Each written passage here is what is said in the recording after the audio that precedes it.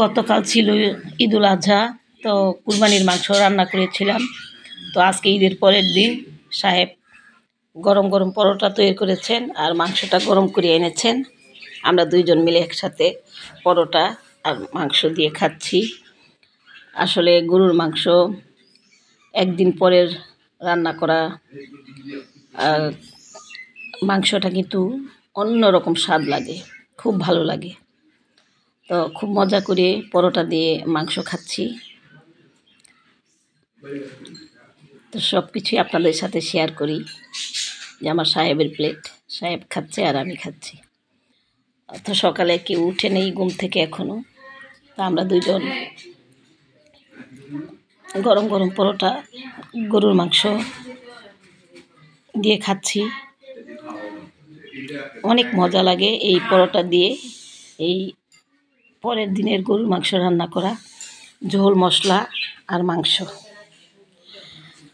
অন্যরকম একটা স্বাদ লাগে। এটা আমার মোটামুটি একটা পছন্দের খাবার। আমি তো নর্মালি এমনি রুটি টুটি খাই না, তো এইরকম গরুর মাংস হলে আর পরোটা হলে আমি বেশ ভালো করে মজা করে খাই, আয়েশ করে খাই। আর মাংসটা এত স্বাদের ছিল, এত সুন্দর সিদ্ধ হয়েছে। আর পরের দিনের জাল করা মাংসটা অন্যরকম একটা স্বাদ বয়ে নিয়ে আসে। তো আমি খাচ্ছি আর আপনাদের সাথে শেয়ার করছি, দেখতে থাকুন আমি কিভাবে খাচ্ছি। আপনারা এইভাবে করে খাবেন। এখন সবার ঘরেই এই মাংস আছে, সুতরাং এই মাংস দিয়ে পরোটা খেতে দারুণ মজা। তো সবাই সকালবেলায় এই পরোটা আর মাংসর ঝোল আর মাংস দিয়ে নাস্তা করবেন, ভালো লাগবে।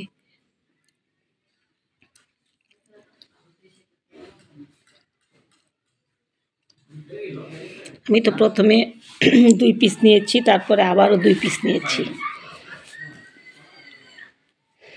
এখন কিন্তু যত জাল দিব মাংসটা তত স্বাদ বেড়ে যাবে আর খেতেও খুব ভালো লাগবে।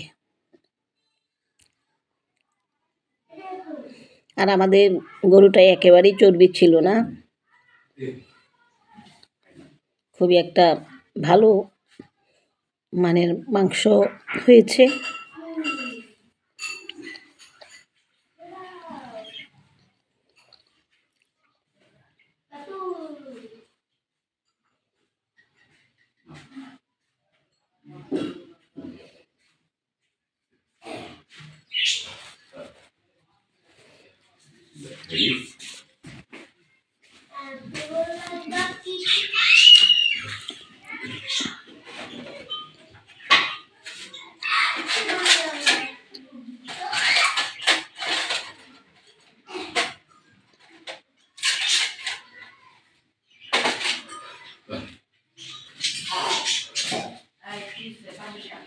আরেকটা হাড্ডি নিলাম, আরেকটা মাংসর পিস নিলাম।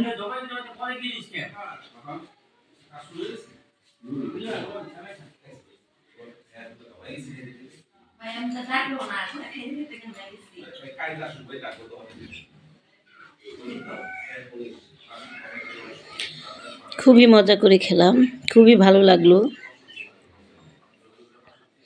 আমি নর্মালি এভাবে খাই না, কারণ মাছ মাংস বললাম আমি খুবই আমার কম পছন্দ। তো এই ঈদের দিনের মাংসটা পরের দিন পরোটা দিয়ে খাওয়া, এটা খুবই ভালো লাগে আমার কাছে। আমি সবসময় এইভাবে খাই। আজকে সাহেব বানিয়েছে, আমি খাচ্ছি।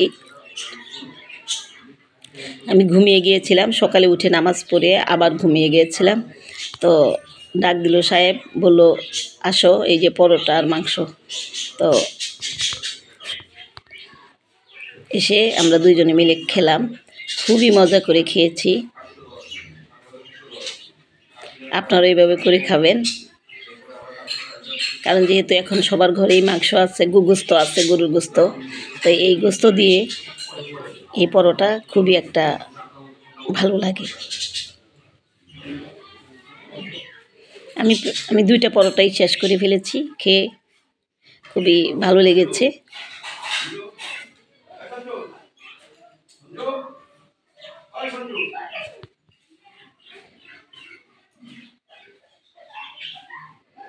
তো ভালো থাকবেন সবাই, সুস্থ থাকবেন, সবুজের ছোঁয়ার পাশে থাকবেন, আর এইভাবে গোস্ত পরোটা দিয়ে খাবেন। আল্লাহ হাফিজ।